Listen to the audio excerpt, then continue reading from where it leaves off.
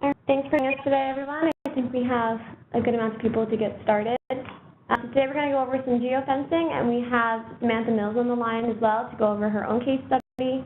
I'm going to be posting the case study to Forcelook after, along with the recording of this meeting in case anybody wants to share it afterwards. And the deck will also be up with it. So, Carolyn, ready to get started? Yep, absolutely. Thank you so much. Hey, guys.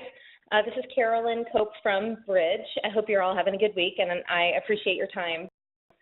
So today, there's a few quick things I wanted to cover before I go into something about geofencing that I wanted to just make sure is top of mind with all of you. The first real quick is a revision to the insertion order that I made recently. And this, honestly, is totally optional. I know that people get overwhelmed with the more forms introduced to them, so it's really up to you if you'd like to use this new one or stick with the current version. But I just want to show you the difference. And there was something on the previous inserter that was causing some confusion between the AEs filling them out and our operational team that was executing the campaigns. And the issue was with the email section, the part that you see circled in red right here, where we asked sort of emails we are deploying from the count above. What we were asking for on this line was the number of people that was in the audience count that would be receiving from us.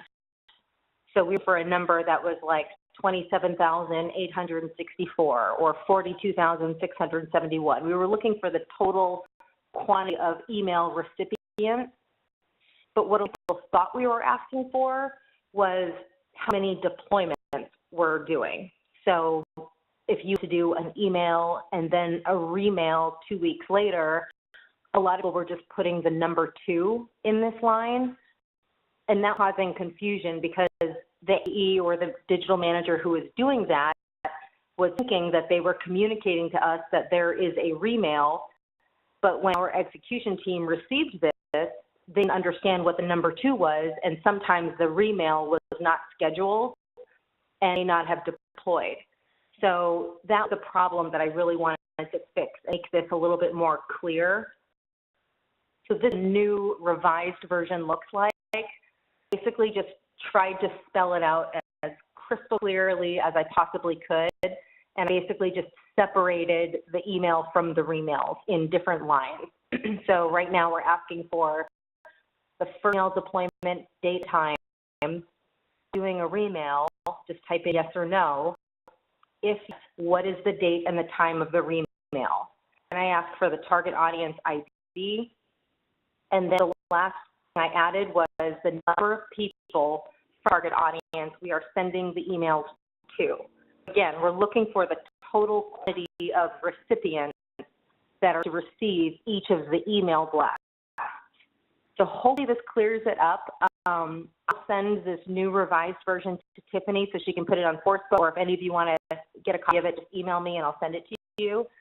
The only other difference between the new revised version is that I basically combined the 2 insertion order sheets that we were using, and I put it all on one sheet.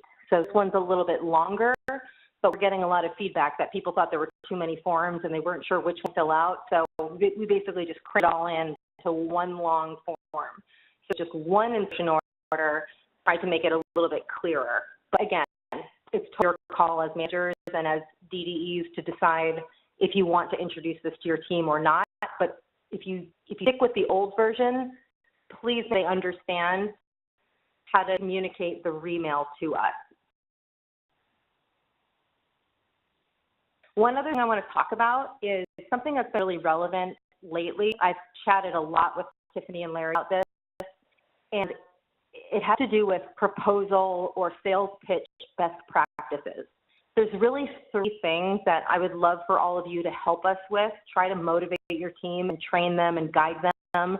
Start keeping these 3 keys to success in mind when they are requesting proposals or pitching to clients. First thing is the campaigns really need to be at least a 3-month commitment.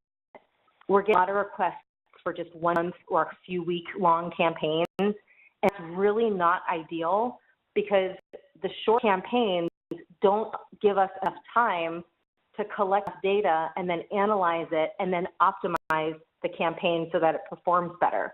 We really need at least 3 months for us to look at what's happening and pay attention to the data and the engagement levels and conversions that are coming through, and then tweak the campaign so that the performance improves. So that we're selling at least 3-month campaigns, no matter what. Always, like, don't even pitch 1 month as an option. Always just present it as a 3-month minimum opportunity.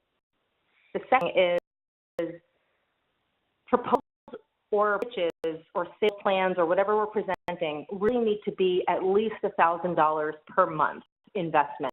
We've seen a ton of proposals lately for campaigns and media strategies that are for like $700 a month or $500 a month, and really it's not really worth our time. We really should be focusing on bigger buys so that we can hit our goals and really focus on clients who are in it for a long-term strategy and have the budget to spend. But less than $1,000, you're kind of hitting your client in the foot because it's not enough of an investment level to afford a high enough frequency that will be impactful for the client. If only sell or deliver a handful of impressions, that's going to make any difference to the client. They're not going to notice any significant improvement in their bottom line. So you really need to pitch at least $1,000 per month, so at least we can give them something that's going to be impactful. Is really sure that we have a clear understanding of what the KPI is. And again, KPI stands for Key Performance Indicator. Basically, what that means is we really need to understand what the number one most important thing is that your client needs to see happen for them to feel like the campaign is successful. Is it something happen on the website, like for a specific product to get purchased, or a form to be filled out, or an application? Is it traffic to the brick and mortar store? Is it conversions that we can prove through the matchback report if they're keeping track of the names of their new customers? Figure out exactly what specifically your client needs to feel or see happen in order for him to feel like it's successful. And then ensure that you identify the proof of ROI report that's going to show that to your client. So the big reports that I always rely on is the matchback report, the foot traffic attribution report, and the cross-pixel report. The matchback is for any client that is keeping track of the names of their customers, because that's going to prove which customers came from our campaign. The attribution is for any client who's not keeping track of the names, but to know that they're actually getting people in their store or on their property or visiting their event. And the cross-device pixel report is for any client that has something specific on their website that needs to happen. So the cross-device pixel report will show the conversions that are occurring from people who see our ad, even if they don't click on it. If they see the ad and end up converting, that report will prove it to the client. So the most important things, in my opinion, that we really need to start focusing on to make sure that we're presenting effective long-term media strategies to our clients and not just these short-term, quick, like bursts of campaigns. Okay, now I want to talk about geofencing. I know that most of you already know what geofencing is. You've already run several campaigns probably. In case there's anybody who's not totally clear on it, basically what geofencing is a way to target an audience based on where they physically are going. So it has nothing to do with our database. It has nothing to do with identifying a certain behavior or demographic based on their internet activity. It's truly targeting people who are going to a place that is significant or relevant to our client. So it could be a competitor's store, it could be a local community event, it could be a football stadium, it could be anywhere where people are gathering that your client wants to reach. And what we do is we set up a digital boundary around that physical location or locations and who enters those locations with a mobile device will be picked up in our system and serve those people advertisements through apps on their mobile devices or through websites that they're visiting. What I think is extremely underutilized is a trigger campaign. This thing that I think is a no-brainer for any advertiser that's advertising on one of the sports sims in each market. Trigger campaigns they can be really fun if they're designed around your local sports team. And there's so much going on between March Madness and now basketball playoffs and hockey finals and even local sports teams. You could do this with high school teams. If there's a big high school football team or college football, whatever your local community gets excited about sports-wise, this is a great thing to start talking about with to advertisers that are currently running commercials on your sports station. So the reason it should be a fairly easy sale is because right now, 80% of sports viewers say use either a computer or a mobile device to look at things while they're watching a live game. Whether they're watching it on TV or actually in the stadium, 80% of those people are doing something on a device. They're looking up the players, they're checking stats, maybe they're betting a game, but they're always doing something with a smartphone or a computer nearby. So it's a great opportunity for us to help our advertisers reach those viewers in a relevant way that's going to make it all seem like a real community-focused game where we're all cheering for the same team. What we would set up the campaign ahead of time, we'll pre-design the ads, and we'll select the specific trigger that's important to your client. And it can be anything like if our local sports team wins the game, then we want this advertisement to start running. If they lose the game, we want another ad to start running. Or it could be something like if the gets 3 touchdowns, then we're going to do a specific offer. Or maybe if the score reaches, if it's a basketball game and we want to say if we score over 100 points, then we're going to have a special offer. But my favorite ones are the ones where it's just if our local team wins, especially if it's for a playoff or a championship game, just saying that's congratulating that sports team. You don't really have to offer anything like a discount. But if you are a local brand and you're trying to get in good with your community and the sports fans in your city, it's a great way for those sports fans to find you relatable as an advertiser and to remember your brand and to feel a connection to that advertiser. Is once we identify what that trigger is and we create the ads, as soon as that moment occurs, it'll be in our system. So AE doesn't have to do anything. It's not like you have to have a salesperson call us and say, okay, launch ad number 2. It's like that. It's pre-set up ahead of time. And once your team wins or scores a certain number of points or gets all their touchdowns or whatever it is, it automatically launch that specific ad that we set up to launch when that trigger occurs. Examples of other advertisers who have done similar campaigns, and I think it's just an awesome strategy. Again, it's really just to establish a connection with the local sports fans in your city. So that happened in Denver. They geofenced the Broncos Stadium. It was won. This was from Papa John's Pizza. If Broncos won, you see offer for 50% off a regular menu price item. If the Broncos lost, then it was just the generic offer for, a meats pizza or a large pizza for $11. So something that's not quite as valuable, but still a good deal. Here's another John's one that they did in Milwaukee. When the Bucks score 90 points or higher, you get 50% off all pizzas the next day. Here's one soccer team in Cincinnati. If they score twice, you get half-price pizzas. Here's Orlando Magic.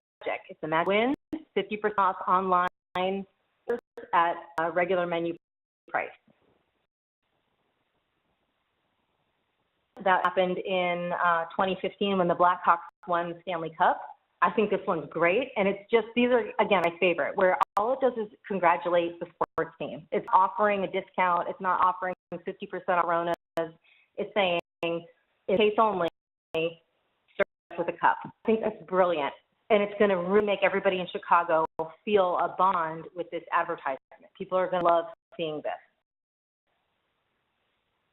Here's a congratulations on your 2016 Hall of Fame induction from Jack Links. Offering anything, but this offer or this ad is going to be really memorable to people who are fans of Tony Dunning. Okay, only ones I have. If you guys want to talk about this in more detail, please let me know. Again, I think it's a brilliant way to kind of tug at the heartstrings and cheer on the same local team with your community. And I think it should be something that we're talking about with everybody who's advertising on our local sports station. So if you've got any questions or if you want to brainstorm on how we can tie this into your city.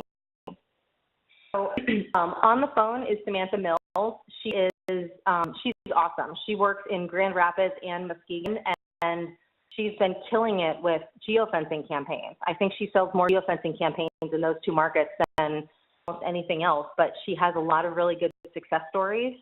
And this one that she put together for MATS, which is local transportation system in Muskegon, and they've been doing a campaign since last year consistently, and it's been performing really well. So I'm going to turn it over to Sam, and she can explain how she sold it and how the client is responding to all the results.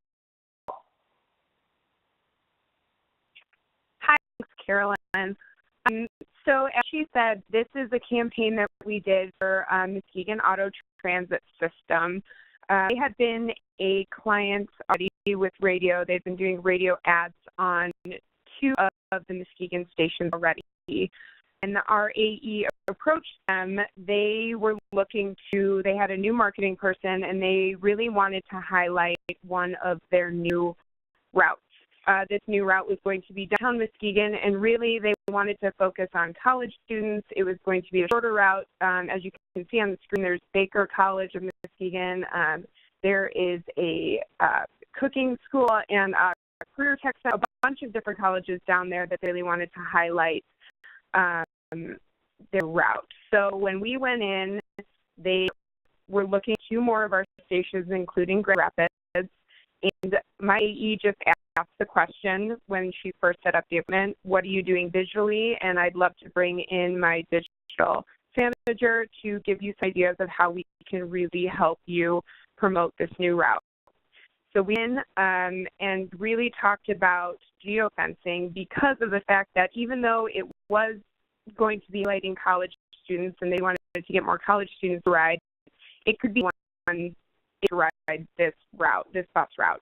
So in doing a targeted campaign focused more towards college students, we decided to do a geofence campaign so that way we could target anyone in that geofence radius. And we picked downtown Muskegon because it's a growing metropolitan area. That's where most of the are that we wanted to focus.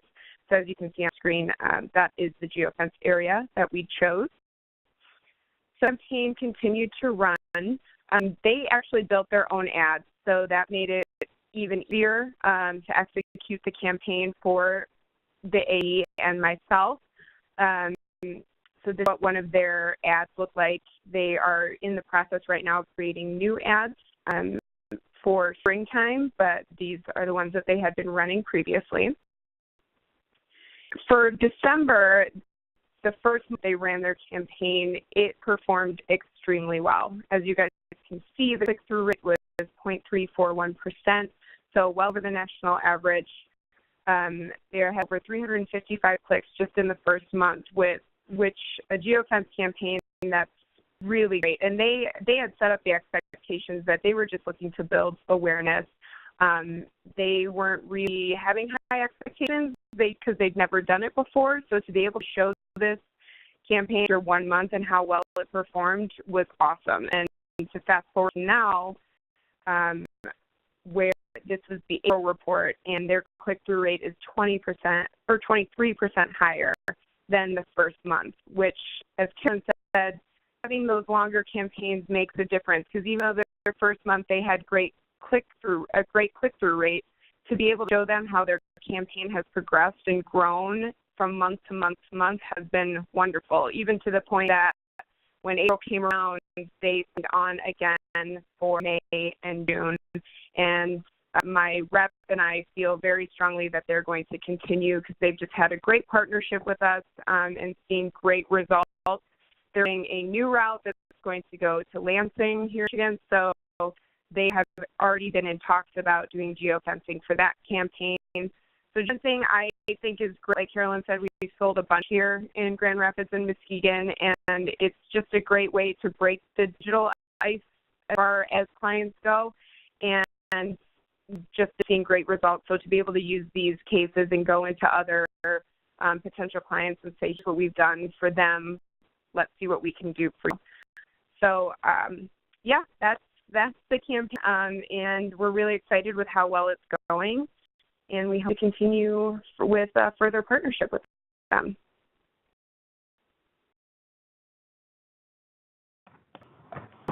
Carolyn, did you have anything you wanted to add before we jump on?